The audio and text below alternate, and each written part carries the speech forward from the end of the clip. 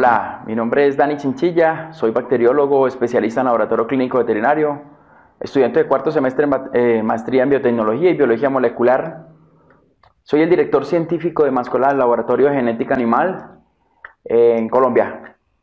En este video vamos a explicarle cómo se trabajan las pruebas rápidas, cómo pierden la sensibilidad, cómo pierden la especificidad, cómo podemos solucionar o generar un problema mayor al emplear este tipo de pruebas. Estas pruebas, pues quiero hacer un paréntesis porque estas pruebas pues no son del todo malas, ¿cierto? Vamos a explicar cómo funcionan, pero cómo también podrían llegar a trabajar en contra de un diagnóstico definitivo. Perfecto. Entonces, el título es muy claro, o es un problema o es una solución. Habría que pasar una prueba confirmatoria para llegar a una solución, ¿cierto? Y habría que pasar a una prueba confirmatoria para dejar de ser un problema. Perfecto. Entonces, estas es las pruebas de tipo A y estas las pruebas de tipo B, que trabajan de diferente manera. Entonces, vamos a empezar con las de tipo A. ¿Listo? Entonces, este es nuestro antígeno específico de la infección. Me explico, o sea, fue el antígeno que fue presentado, que se generaron anticuerpos a partir de epítopes, ¿cierto? Los epítopes son los sitios que reconocen las regiones específicas de los anticuerpos. Entonces, estos antígenos, supongamos que es una infección, por ejemplo, de leucemia viral felina, ¿cierto? FLB, que trabaja con esta proteína que se llama la proteína P27, ¿cierto? Entonces esta es la proteína que se está presentando y la que se está excretando en sangre periférica de nuestro paciente. Entonces nosotros agarramos el suero, ¿cierto? Plasma o sangre total y la agregamos acá en este pozo, ¿cierto? En este pozo entonces ella se traslada a través de la pared nitrocelulosa de la prueba rápida y se encuentra con unos anticuerpos que están fijos acá a esta membrana, ¿cierto? Estos anticuerpos son monoclonales, o sea que pertenecen a una sola clona, que son específicos para un epítope en especial. Entonces, esta es una perla de oro. La perla de oro lo que hace es estar pegada al anticuerpo. Cuando se le pega a este antígeno, que es el específico, entonces la perla de oro pues va a brillar. Entonces va a dar un control y el test. Aquí en este momento mi paciente, entre comillas, podría tener leucemia viral felina porque tiene la proteína P27, ¿cierto? Entre comillas, ¿por qué? Porque, pues, ya les voy a explicar por qué. Entonces, pasamos a un caso de los que más sucede en clínica, que es la pérdida de la especificidad de estas pruebas. ¿Cómo pueden perder ella la especificidad? Este antígeno, pues, como el anticuerpo monoclonal está diseñado para un epítope en especial, ¿cierto? Pero también ese epítope podría llegarse a compartir con otro tipo de antígeno o otro tipo de anticuerpos, que es lo que sucede mucho en leucemia viral felina, que son los anticuerpos. Entonces este es el antígeno inespecífico, ¿cierto? Que se traslada a través de la pared nitrocelulosa, se pega al anticuerpo y esto alumbra, dando un resultado falso positivo. ¿Por qué? Porque este antígeno no corresponde a la proteína P27, por eso se llama inespecífico. Otro caso donde se pierde la especificidad es a través de los anticuerpos. Son anticuerpos que se desplazan a través de la pared, ¿cierto?, de nitrocelulosa y se pegan acá, y que son los anticuerpos antirratón. Pueden llegar a suceder, a llegar a resultados falsos positivos en las pruebas rápidas, y es muy importante, en este caso, cuando tengamos una prueba positiva, es necesario confirmarla. ¿Con cuál? A ver, existen tres formas de llegar a un diagnóstico definitivo: los cultivos, Western blot y PCR. Lo que está disponible en el mercado en este momento es PCR. Nosotros nos encontramos calibrando unas pruebitas de Western blot, pero aún no están disponibles en el mercado. Perfecto. Entonces, para llegar a diagnósticos definitivos, una prueba directa, que es PCR. ¿Listo? Entonces, esto es indirecto. Entonces, cuando dan una prueba positiva, pues tendría que confirmarla con una prueba directa. ¿Listo? Una prueba rápida, paso a una prueba directa. Entonces, ¿por qué? Porque necesito evitar esta pérdida de la especificidad. ¿Cómo la evito? utilizando una prueba de PCR en tiempo real para la leucemia erofilina o la enfermedad que estemos tratando. Perfecto. Entonces, ¿cómo pueden perder las pruebas rápidas la sensibilidad?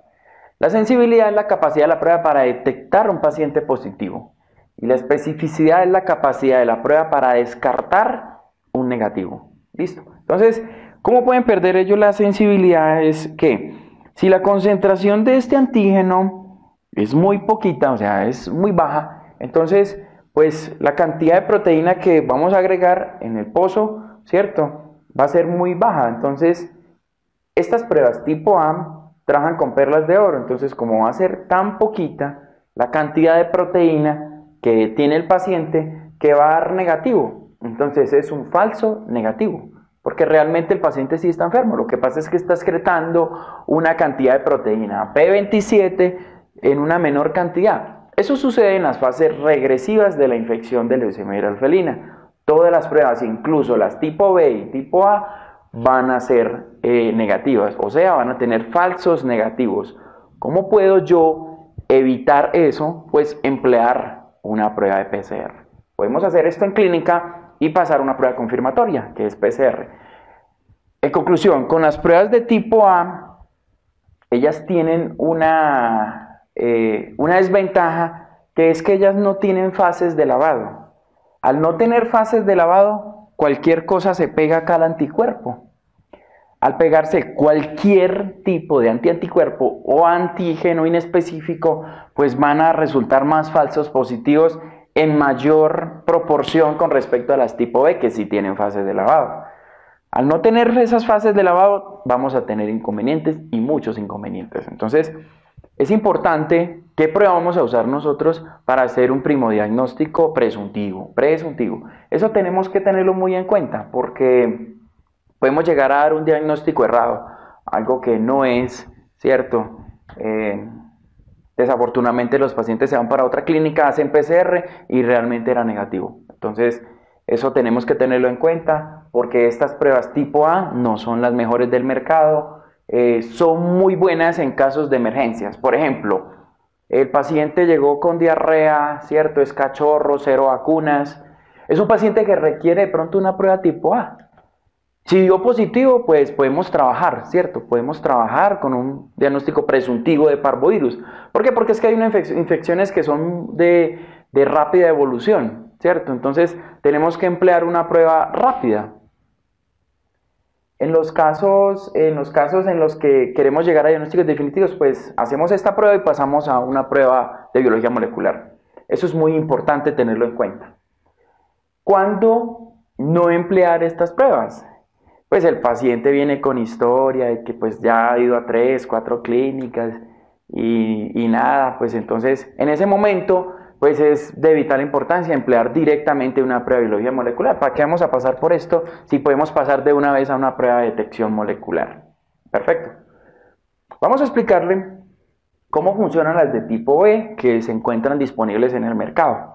Las pruebas de tipo B, entonces, funcionan exactamente igual, solo que ellas tienen acá una fase de lavado, y esa fase de lavado pues es la que elimina esas inespecificidades, pero no es tan efectiva esa fase de lavado. Ya les voy a explicar por qué. Entonces, nosotros tenemos aquí nuestro cassette, agregamos el antígeno específico, ¿cierto? Y el antígeno específico entonces se desplaza a través de una pared nitrocelulosa, el cual va con un conjugado, ¿cierto? Donde va un sustrato.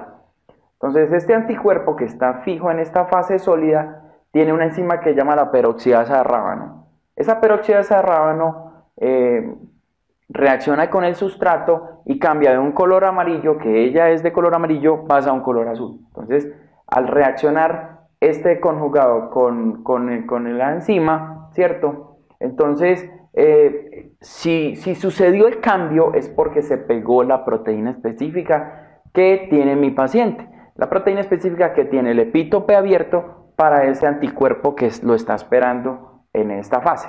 Entonces, en esta fase sólida. Entonces, cuando reacciona este conjugado, ¿cierto?, con la enzima, con la peroxidasa de rábano, hay un cambio de color, de amarillo a azul. Entonces, ese cambio de color es el que nosotros vamos a poderlo detectar en el cassette. Perfecto. ¿Cuándo pueden perder ellas la especificidad?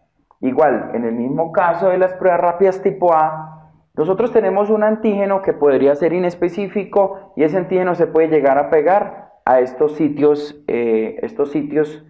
que reconocen los anticuerpos, ¿cierto? Estas proteínas que reconocen los anticuerpos, entonces podría llegar a producir falsos positivos. Ahí hay pérdida de la especificidad.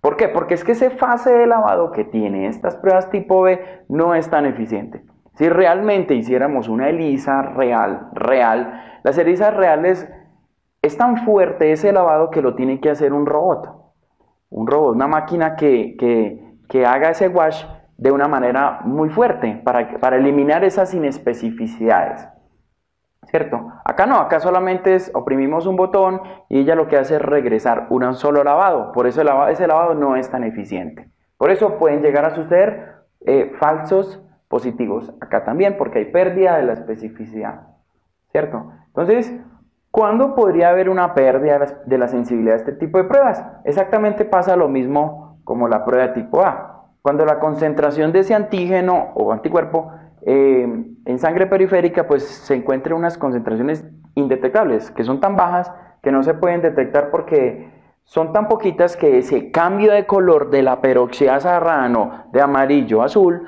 es tan tenue que nuestro ojo no va a ser capaz de detectar ese cambio de color y va a pasar como un resultado falso negativo. En conclusión, usemos A o usemos B, debemos pasar siempre a una prueba de biología molecular, porque ambas pues carecen de sensibilidad, carecen de especificidad. Entonces, de esta manera, queremos nosotros ayudarlos en el diagnóstico, queremos de pronto darle una mano a ustedes como médicos veterinarios para que le entreguen diagnósticos definitivos a un cliente. Perfecto. Mi nombre es Dani Chinchilla, cualquier duda, inquietud, por favor, a través de nuestra página web lo puede hacer por PQR o lo puede hacer a través de nuestro correo electrónico laboratorio@mascolab.com.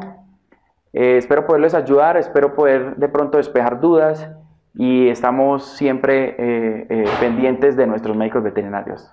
Un fuerte abrazo.